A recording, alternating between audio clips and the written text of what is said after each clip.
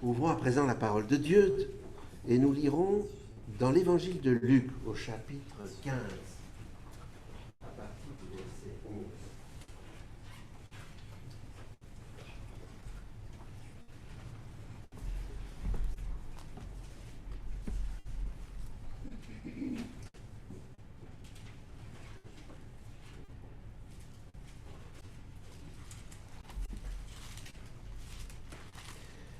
Luc, chapitre 15.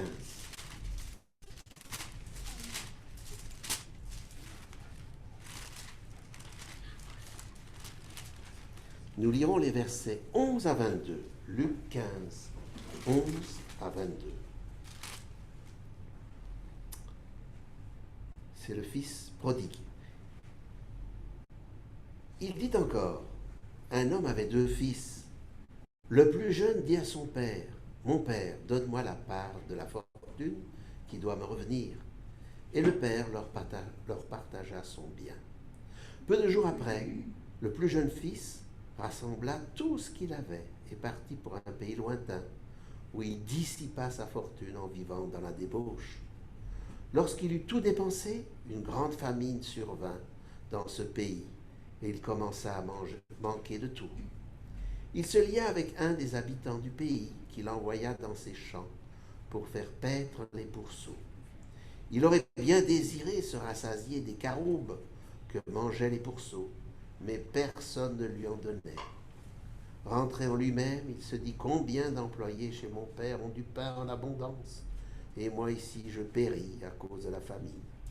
Je m'élèverai, j'irai vers mon père et lui dirai, Père, j'ai péché contre toi et envers toi.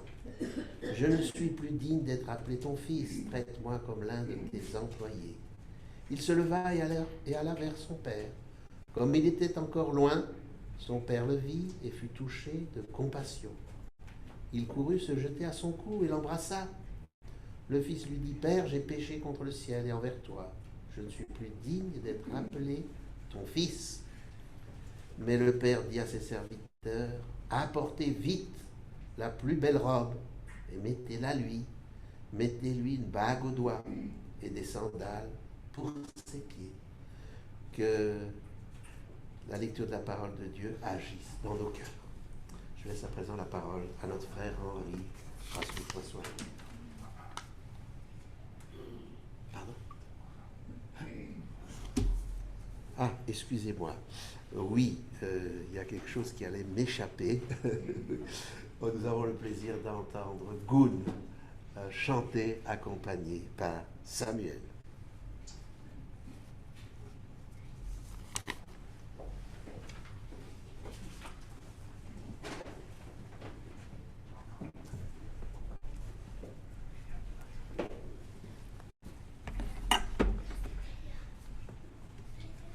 Bonjour à tout le monde. Bonjour. Je vais essayer de chanter une chanson en anglais, sans masque. Il est là. Et avant de chanter, je vais essayer de traduire les paroles. Comme je vois les marques de péché, je ressens une tristesse. Mais il y a une pensée qui apporte toujours une douce libération. Bientôt notre Sauveur sera là. Ce jour est proche, quand les larmes et tous les chagrins cesseront. Oh, combien merveilleux sera le ciel pour être avec Jésus pour toute l'éternité. Aucune chose terrestre peut comparer à ce qui nous attend là-bas. Oh, combien merveilleux sera le ciel. Où il suffit de penser de toutes les joies innombrables du ciel, une merveilleuse terre, une merveilleuse vie que nous n'avons pas pu connaître ici. Nous serons à jamais sûrs à travers sa grâce qui pardonne. Ce don est le nôtre parce qu'il nous aime tant.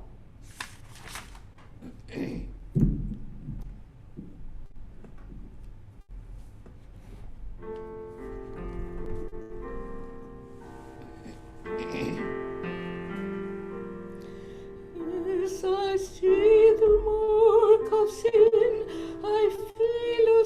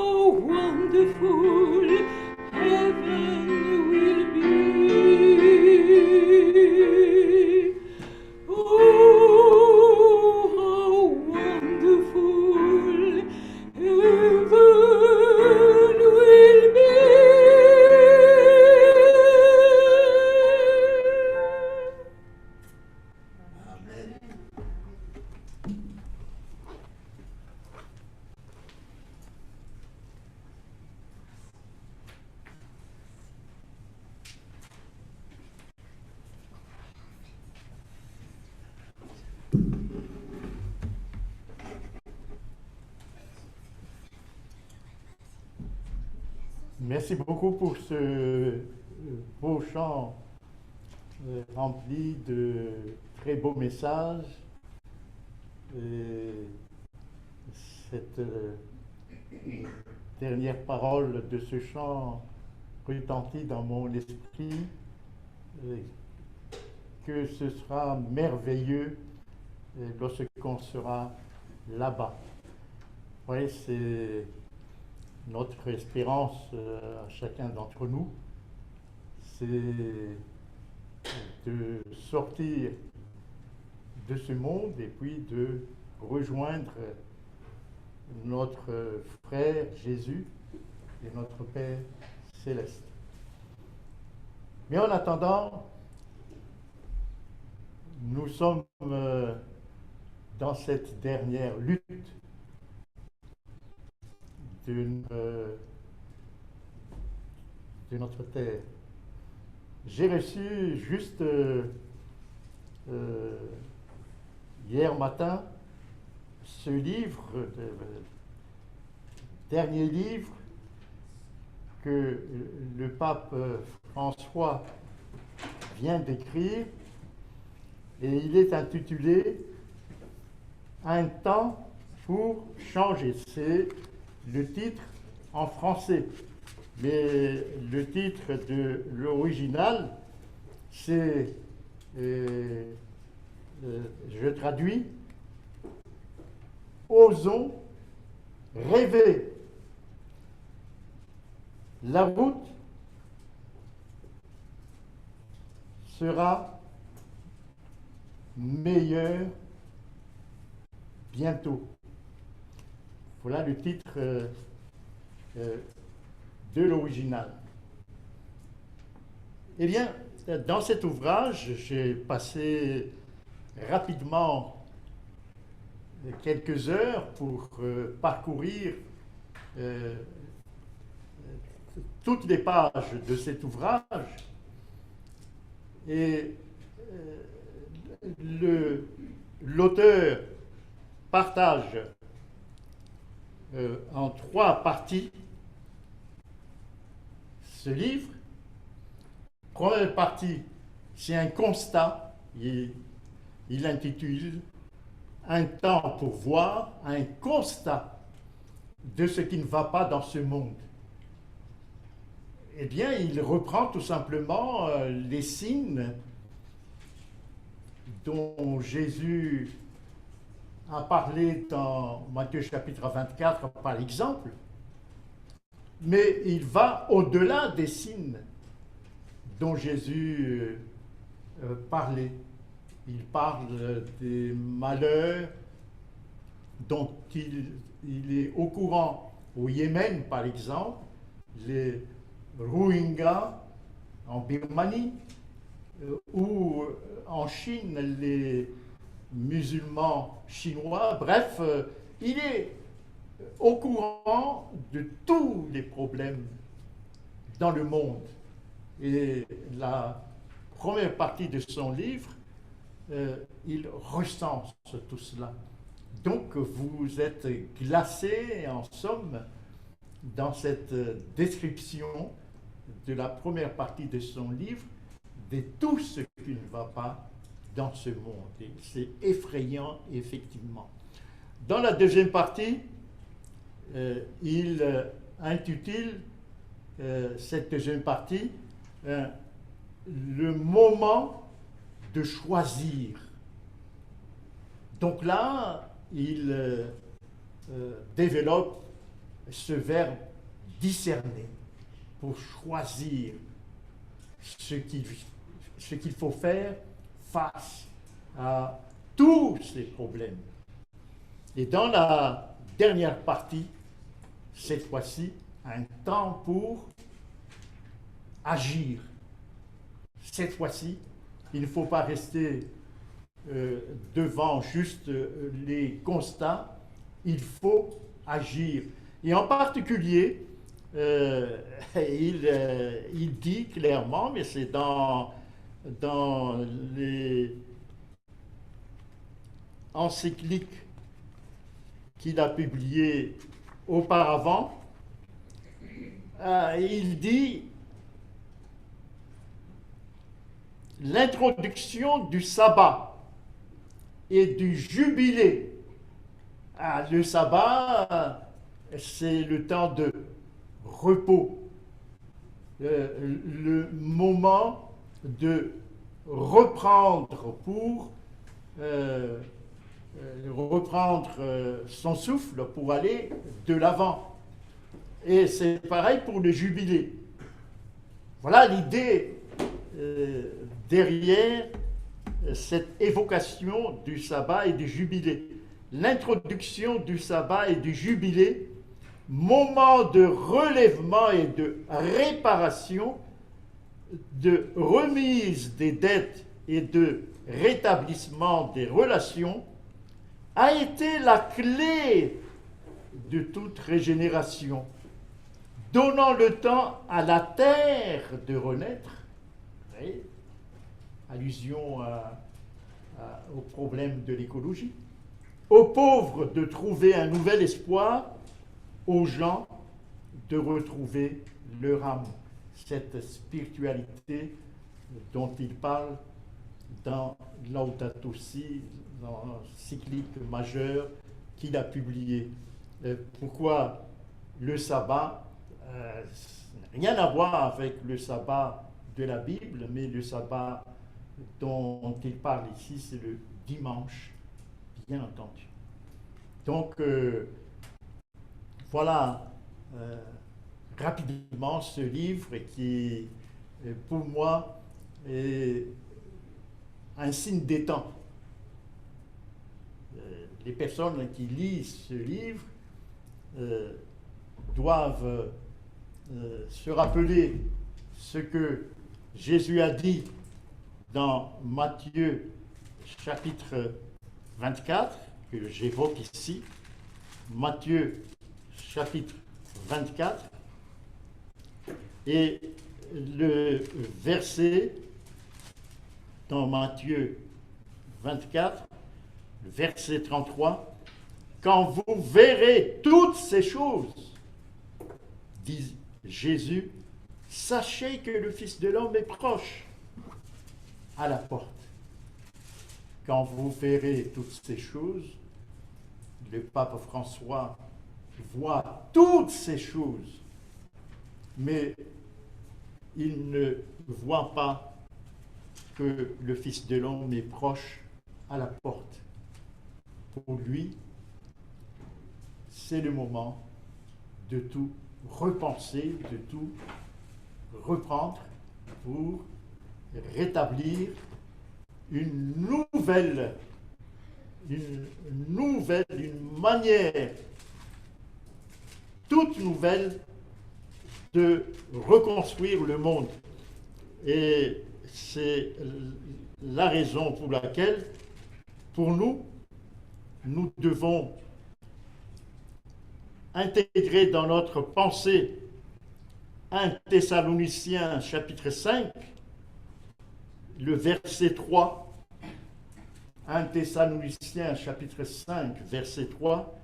Quand les hommes diront paix et sûreté, puisque voilà l'objectif de ce livre, c'est de repenser le monde, mais avec une conception nouvelle de l'humanité, de l'économie, de l'écologie.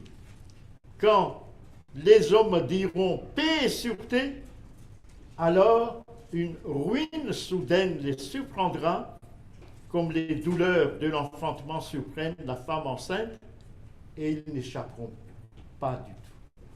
Voilà par conséquent ce que dit la parole de Dieu. Donc les hommes vont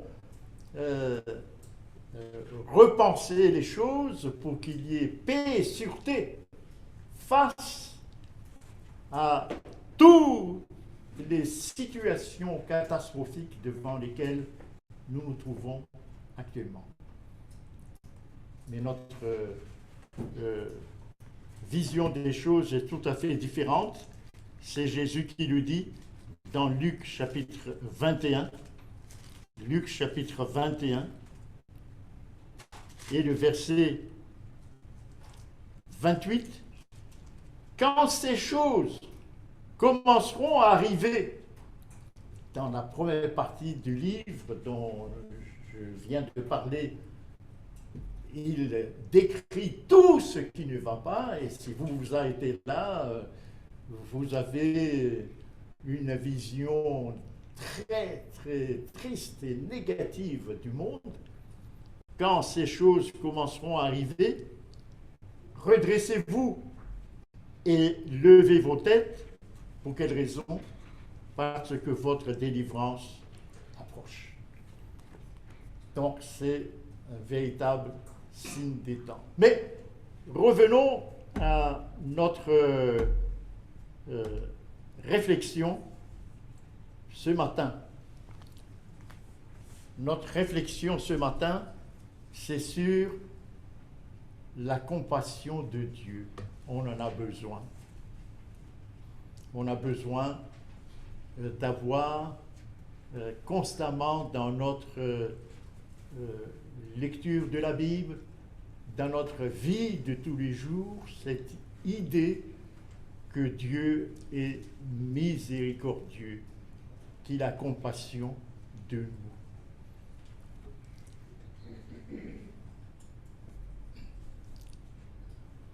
Je vous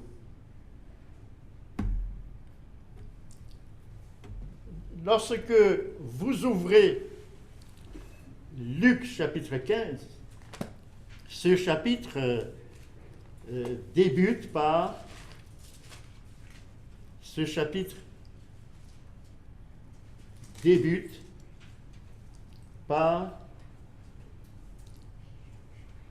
cette remarque.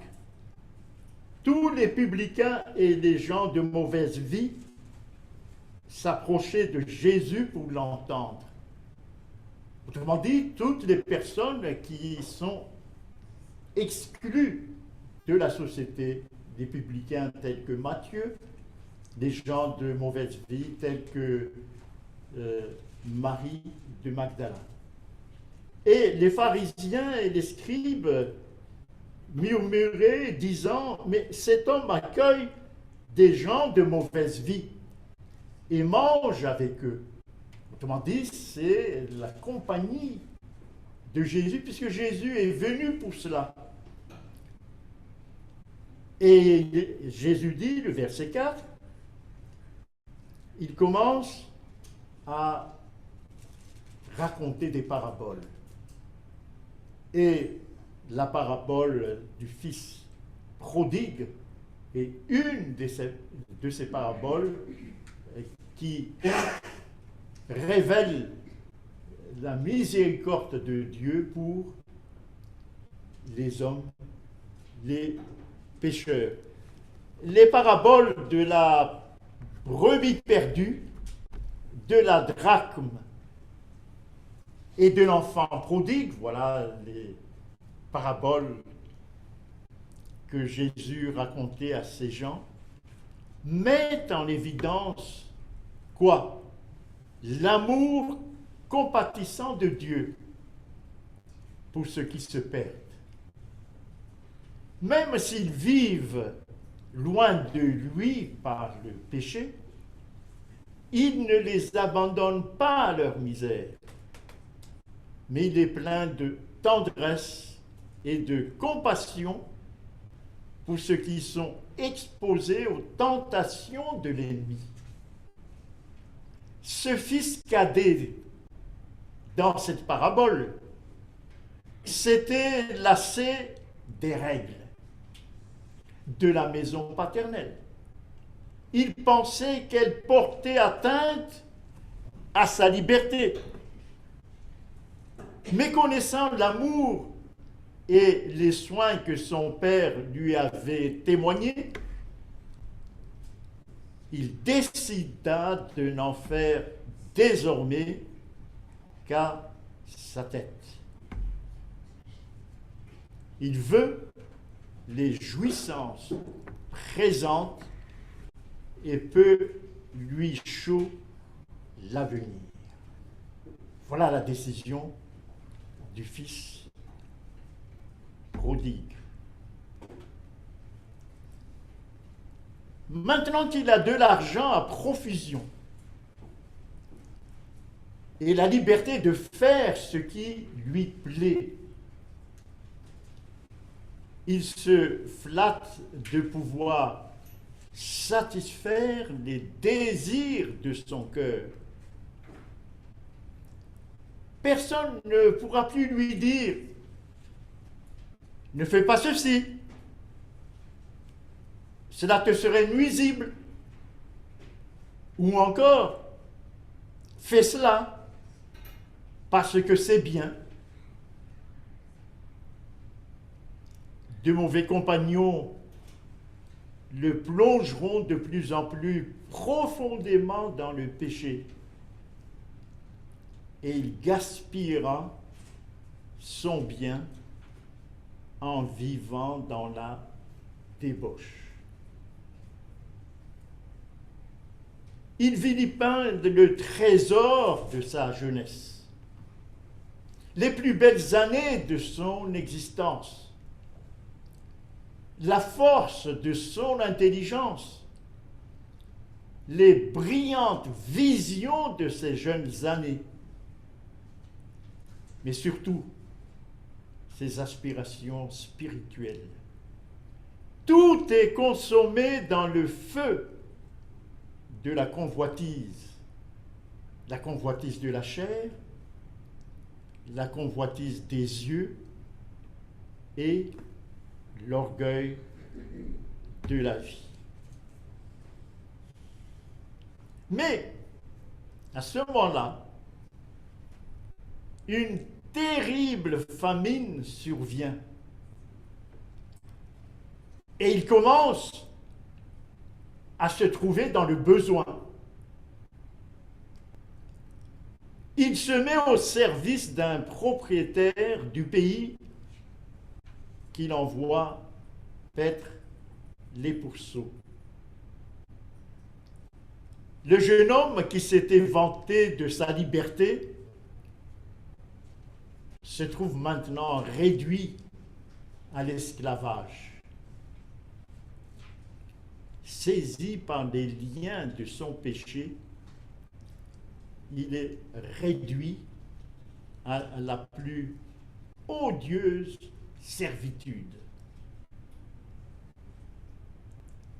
Réduisant sa conscience au silence, puisque sa conscience lui rappelle ses devoirs, engourdissant sa sensibilité, il s'efforçait de se croire heureux. Mais aujourd'hui, que tous ses biens se sont évanouis en fumée. Il souffre de la faim. Son orgueil est blessé. Sa nature morale est ravalée. Sa volonté est si affaiblie qu'il ne peut plus compter sur elle. Tout sentiment noble semble mort en lui. Il est la plus lamentable des épaves humaines. Quel tableau de la condition du pécheur! Et bien qu'entouré des bienfaits que lui prodigue Dieu dans son amour, il n'a rien que le pécheur décidé à suivre ses caprices et à se plonger dans des plaisirs coupables, désir tant que d'être séparé de Dieu. Le pécheur cherche le bonheur ou dans l'oubli de Dieu. Quelles que soient les apparences extérieures, toute vie qui a le moi pour objet est perdue d'avance.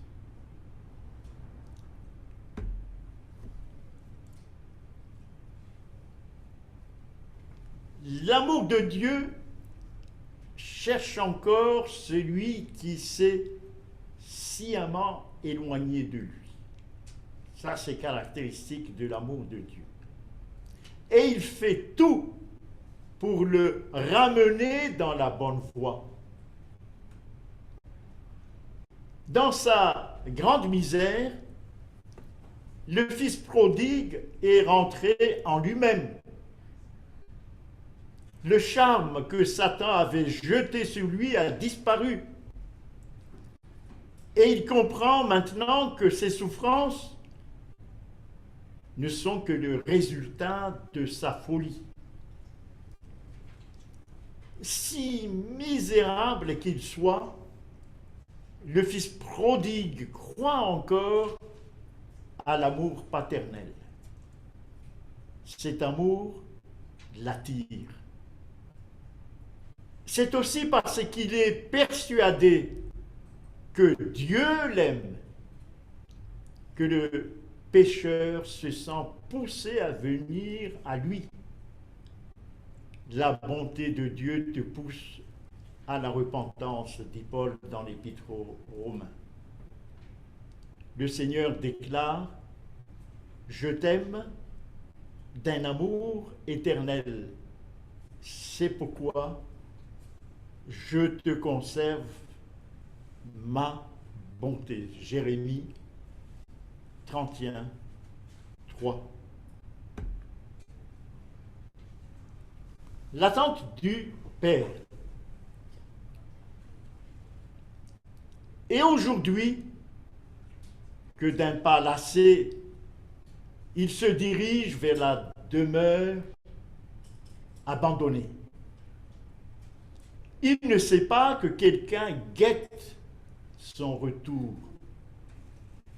Comme il était encore loin, dit Jésus dans cette parabole, son père reconnut sa silhouette, malgré les dégradations de plusieurs années de péché. Et ému de compassion, courut se jeter à son cou et l'embrassa tendrement dans une longue et forte étreinte. Vous voyez, ce petit paragraphe nous montre la capacité du Père d'aimer. Il attend. Il est dehors pour surveiller le moindre signe de l'arrivée de son fils. L'enfant prodigue ne reçoit ni reproche ni blâme pour sa folie passée. Ça, c'est la compassion du Père. Il a vraiment le sentiment d'être pardonné, que sa vie d'hier est oubliée pour toujours. Dieu dit aussi aux pécheurs, dans Ésaïe 44, 22, « J'efface tes transgressions comme un nuage et tes péchés comme une nuée. » Quelle magnifique comparaison de la part de l'Éternel. « Venez et plaidons, dit l'Éternel. Si vos péchés sont comme le cramoisi, ils deviendront blancs comme la neige. S'ils sont rouges comme la pourpre, ils deviendront comme la laine. » Quel Dieu est semblable à toi, qui pardonne l'iniquité, qui oublie les péchés du reste de ton héritage. Il ne garde pas sa colère à toujours, car il prend plaisir à la miséricorde. Il aura encore compassion de nous. Il mettra sous ses pieds nos iniquités, et tu jetteras au fond de la mer tous leurs péchés. Il n'y a donc maintenant aucune condamnation pour ceux qui sont en Jésus-Christ. Repentez-vous et que chacun de vous soit baptisé au nom de Jésus-Christ pour le pardon de vos péchés, et vous recevrez le don du Saint-Esprit. Mais Jésus raconte que dans la maison, il y a le frère aîné qui n'est pas content du tout du retour de son frère cadet. Vous voyez, Jésus a voulu, dans cette histoire, mettre en contraste la compassion du Père et le comportement du frère aîné, une différence. Si Jésus introduit le comportement du frère aîné, c'est pour bien mettre en valeur les sentiments, la compassion du Père. Le Père, qu'est-ce qu'il a fait? Le Père demande à changer les vêtements usés de son fils cadet, et il dit de lui mettre la plus belle robe et l'en revêtir, c'est-à-dire une nouvelle justification. Dieu le justifie entièrement. Que Dieu vous bénisse et ayons confiance en cette compassion de notre Père céleste. Amen. Amen.